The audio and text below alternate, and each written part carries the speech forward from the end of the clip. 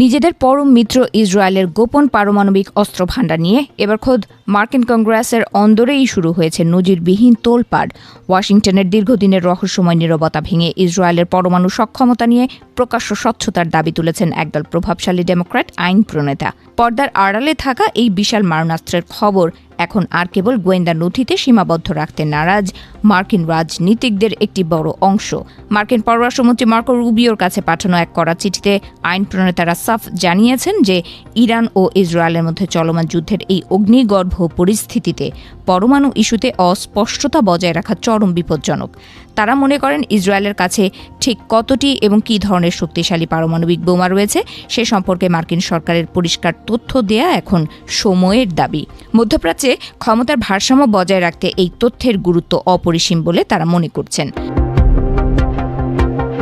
60 বছর ধরে ইসরায়েল তাদের পরমাণু কর্মসূচি নিয়ে যে রহস্যের জাল বুনে রেখেছে তাকে আন্তর্জাতিক পরিমণ্ডলে নিউক্লিয়ার অপাসিটি বা পারমাণবিক অস্পষ্টতা বলা হয়। ইসরায়েল কখনোই স্বীকার করেনি যে তাদের কাছে পারমাণবিক বোমা আছে, আবার কখনো তা অস্বীকারও করেনি। হোয়াইট হাউসও কয়েক দশক ধরে এই লুকোচুরি খেলায় ইসরায়েলকে মৌন সমর্থন দিয়ে আসছে, যা এখন খোদ মার্কিন কংগ্রেসেরই মাথা ব্যথার কারণ হয়ে দাঁড়িয়েছে।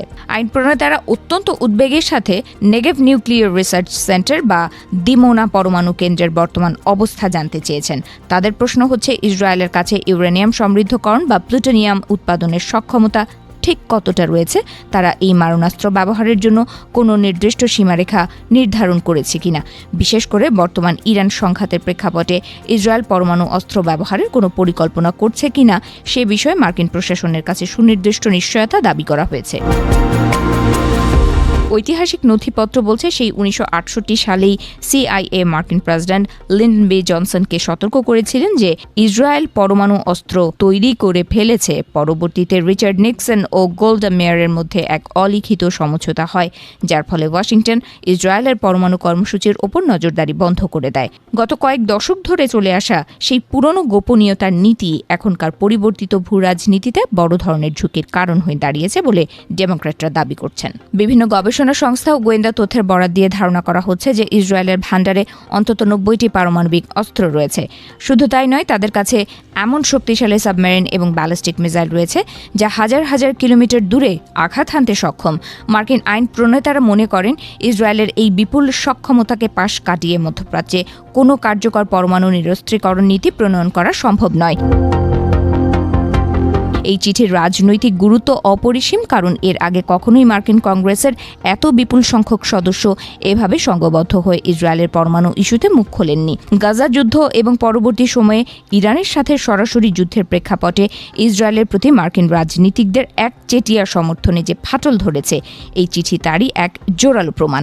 রিপাবলিকান ও ডেমোক্র্যাটদের মধ্যে ইসরায়েল নীতি নিয়ে যেই বিভাজন তৈরি হয়েছে তা এই ঘটনার মাধ্যমে আরও স্পষ্ট হয়ে উঠল। বিশেষজ্ঞরা বলছেন, ট্রাম্প প্রশাসন যখন ইরানকে পরমাণু অস্ত্র থেকে দূরে রাখার প্রতিশ্রুতি দিচ্ছে, তখন ইসরায়েলের পারমাণবিক ভান্ডার নিয়ে নিশ্চুপ থাকা দ্বিমুখী আচরণের নামান্তর। মধ্যপ্রাচ্যের অন্যান্য দেশগুলোও এখন প্রশ্ন তুলতে শুরু করেছে যে কেন শুধুমাত্র ইসরায়েলকে এই মারণাস্ত্রের মালিক হওয়ার ক্ষেত্রে ছাড় দেওয়া হচ্ছে।